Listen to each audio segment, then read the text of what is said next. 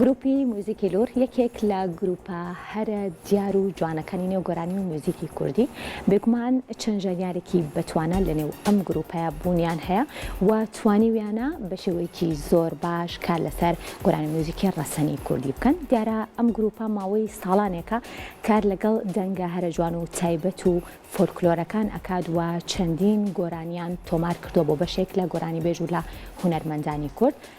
لە هەفتەی ئایندەیە ئەم گروپە جوانە جارێکی تریادی دامەزراندنی خۆی ئەکاتەوە. دیارە گروپەکە نزیکەی 14 ساڵە لە ساڵی 2008ەوە دامەزراوە و خاوەنی 14 ئەلبومی موزیکن بە شێوەیەکی گشتی و کاریان لەگەڵ زیاتر لە 60 هونەرمەند و گۆرانی بێژا کردووە و خاوەنی ستۆدیۆیەکی تایبەتی خۆیانن و چەندین کۆنسەرتیشیان لە ناوخۆ و هەروەها دەرەوەی وڵات کردووە. دیارە نزیکەی 60 کۆنسەرتیان بە ئەنجام گەیاندووە. ڕۆژی 29 یادی دامەزراندنی ئەم گروپە جوانەیە وەوا بەنیازن لە مەراسیمێکی تایبەتی هونەرەیە ئەم یادە بکەنەوە.